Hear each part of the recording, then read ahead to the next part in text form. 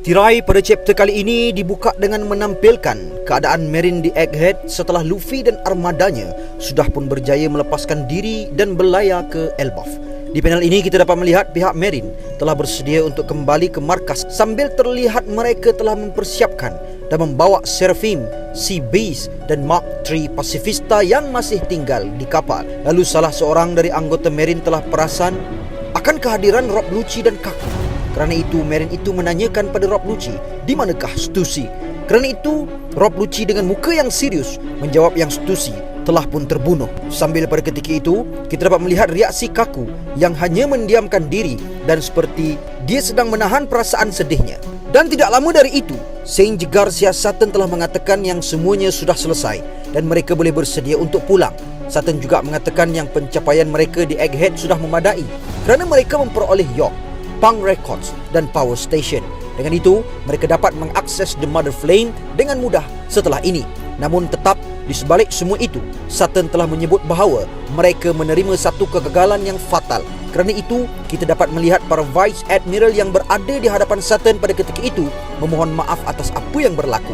Kerana mereka sedar mereka gagal untuk menangkap Jewelry Bonnie dan Straw Hat Pirate dan mereka akur walaupun dengan Buster Call dan 9 Vice Admiral, ternyata itu masih belum cukup.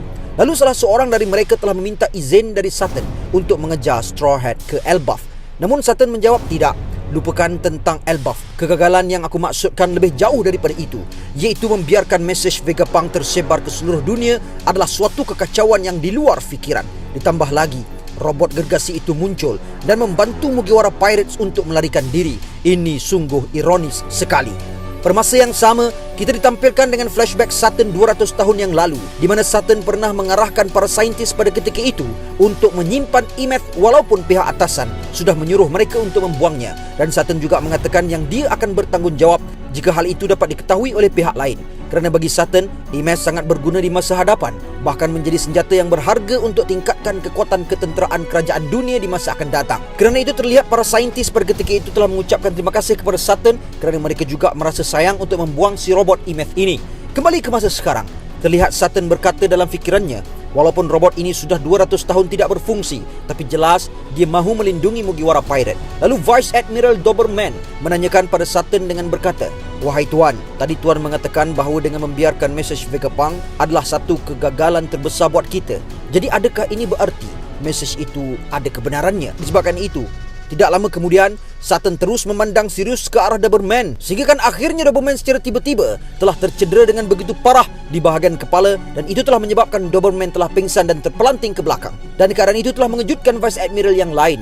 Kemudian babak beralih ke level phase di mana York perasan Cloud Machine mula aktif. Kerana itu York menjadi panik kerana ia tidak mahu berhenti dan York menyangkakan ini adalah disebabkan perbuatan dari Edison. Lalu kita juga dapat melihat York bersedia untuk menghancurkan mesin itu dengan senapang modernnya. Namun ternyata keadaan itu diperasan oleh Edison dan itu hanyalah helah dari Edison. Dan tidak lama dari itu, secara tiba-tiba sebahagian awan yang mengelilingi Punk Record akhirnya telah menerbangkan Punk Record dengan sangat tinggi menjauhi Egghead Island. Lalu York yang perasan akan itu berkata, tak guna, aku tertipu. Dia telah mengambilnya, Punk Records. Kemudian babak beralih ke tanah Taik Marijoa.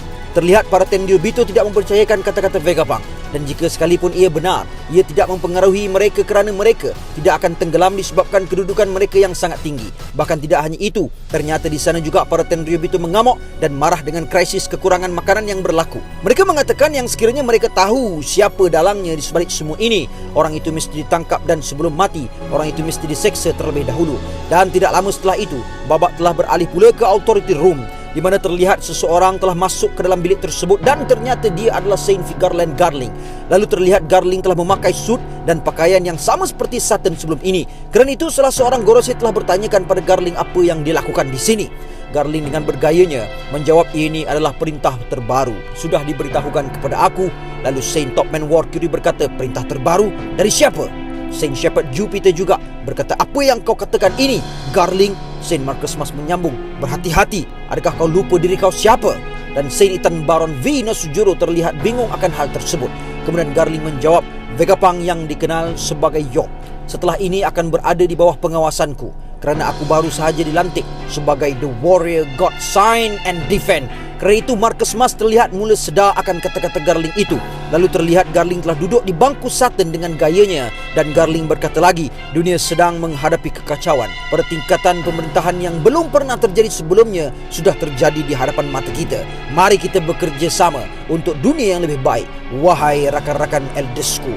Dan dengan ini secara rasminya Saint Vigarland Garling telah menjadi Gorose yang baru, menggantikan posisi Saint Garcia Sutton sebagai the warrior god of science and defense.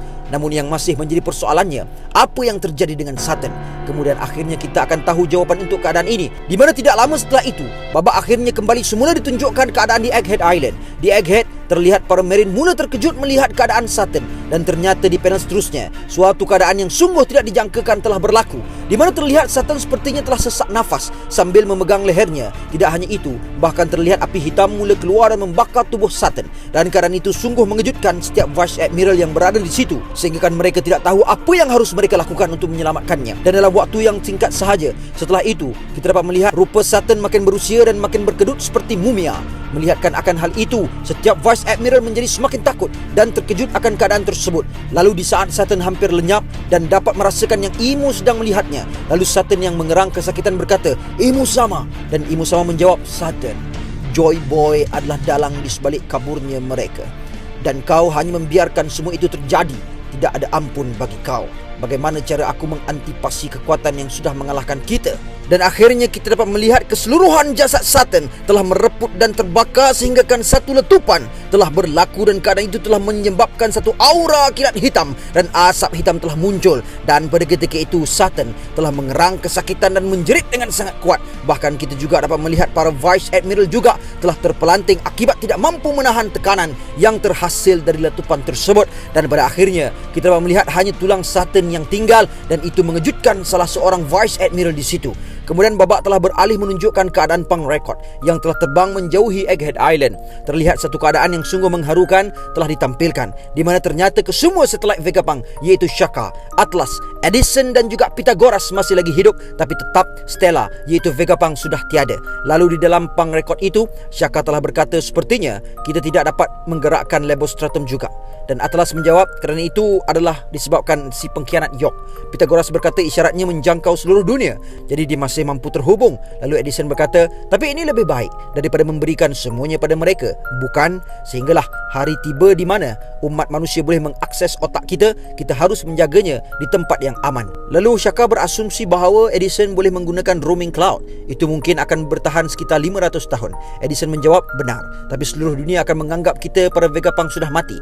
Jadi tidak mungkin kita boleh mengelilingi dunia ini dengan santai sekarang. Pythagoras menyetujui kata-kata Edison itu dan mengatakan bahawa tanpa dana atau sumber daya, mereka tidak dapat terus menciptakan kedua-duanya. Namun Edison berkata, kita harus percayakan semua itu kepada rakan-rakan kita. Setelah kata-kata Edison itu, kita dapat melihat apa yang ada di dalam Egg Dome, yang terlihat sebuah koridor panjang dengan banyak replacement parts untuk setiap klon Vegapunk, tubuh dan kaki Shaka, tangan kiri Atlas dan tangan kanan Pythagoras, dan keempat-empat mereka bercakap dari sebuah otak yang sama. Namun di dalam chapter ini, kita tidak dapat mendengar suara Stella, yakni Vegapunk sendiri. Kemudian tiba-tiba Edison berkata, tengok, apa pendapat korang? Kemudian Atlas menjawab, nampak pelik. Dan kemudian mereka bergurau sesama mereka dan sempat mengatakan supaya spare part York dibuang ke laut dan sebagainya. Kemudian Edison telah menghubungi kawan mereka yang bernama Haredas dari Weatheria, dan Haredas kedengaran terkejut kerana dia menyangkakan yang Vegapunk telah pun mati.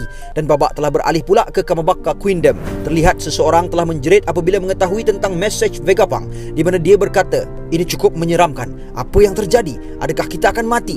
Aku tidak mahu mati. Tidak. Air tidak akan membunuhku. Aku mahu berenang. Lalu Koala sambil menulis berkenaan mesej Vegapunk, dia telah berkata terus terang sahaja, tidak ada seorang pun dari kita yang mengetahui detailnya. Abad kekosongan tertutup oleh perang besar, dan itu berpuncak pada teknologi kuno yang membuat dunia 200 meter lebih dalam ke dalam lautan.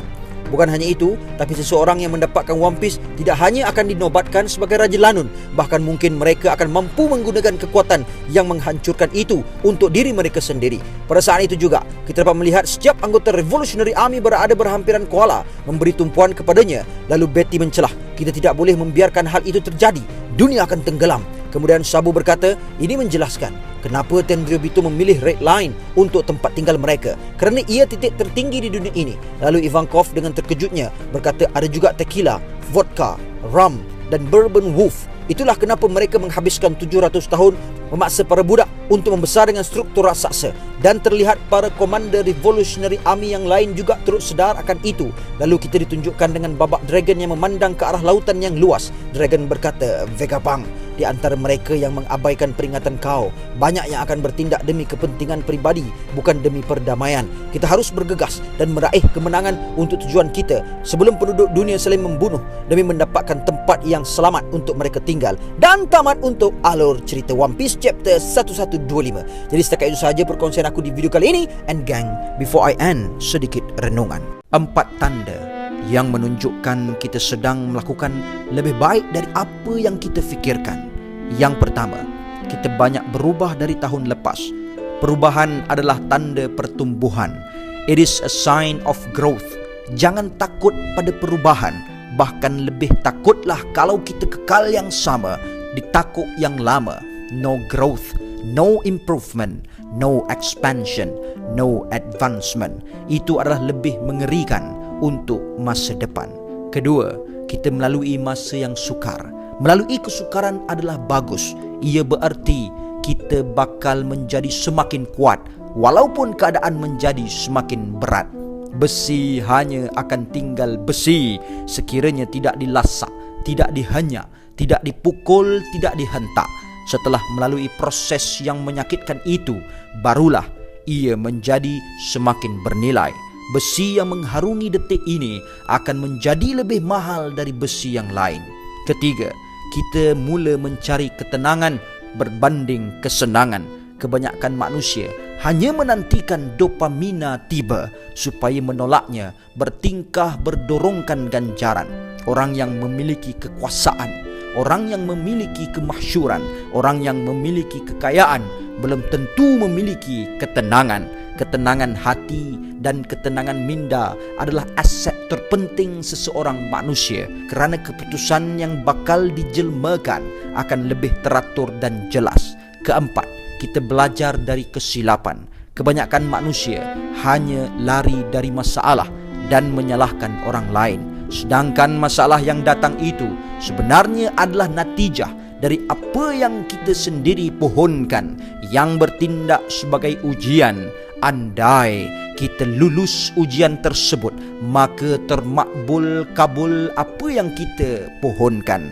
Atau masalah yang timbul itu sebenarnya adalah natijah dari khilaf kita sendiri sebagai ejen pencuci agar diri kita bersih, sehingga apa yang kita doakan bakal termakbul.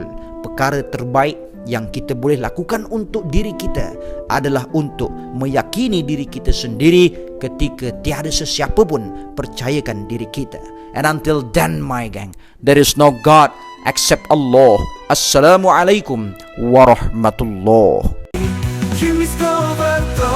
Kami bangga kisah hebat buat semua. Teruskan langkah, tiada henti, kami setia mengikuti.